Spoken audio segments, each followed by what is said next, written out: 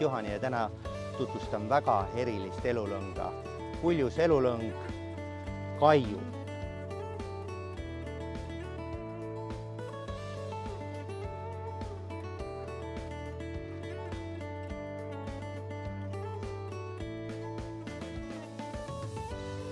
Teised elulõngad on haljaspistikutega suhteliselt lihtsasti paljundatavad, siis Kaiu on erandlik.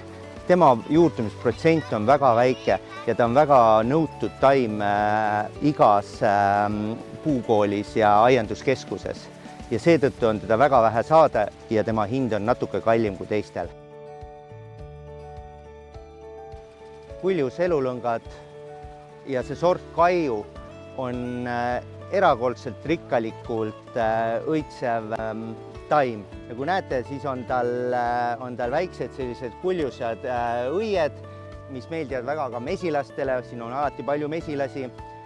Taim ise peale õitsemist, tal järjest puhastuvad need õied ise ja neile tulevad sellised elulõngale tüüpilised viljatütid.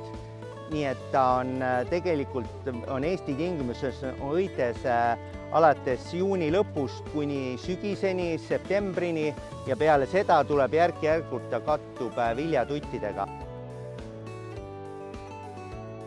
Ta vajab natuke erilisi tingimusi. Nagu kõik elulõngad tahab ka tema saada, et tema juured oleksid natuke varjus, et otse päike ei paistaks nende juurte peale. Kõige paremini neile meeldib selline, kui nende juured oleks kaetud kas mingi pinnakatte taimedega või suuremate kividega, et ei kuumeneks päikse käest üle. Üldiselt talle päiksene kasvukoht meeldib ja päikse käest ta kasvab väga ilusalt suure põõsa ja ta õitseb ka väga rikkalikult. Pinnase suhtes ei ole nõudlik, aga nagu kõik elulõngad ta tahaks ikkagi, et seal oleks ka orgaanilist komposti oleks seal sees.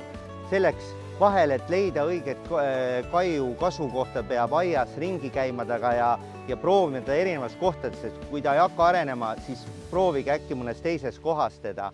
Seepärast, et aga kui talle meeldib, siis te näete, saate sellise eksemplari nagu see antud juhul siin.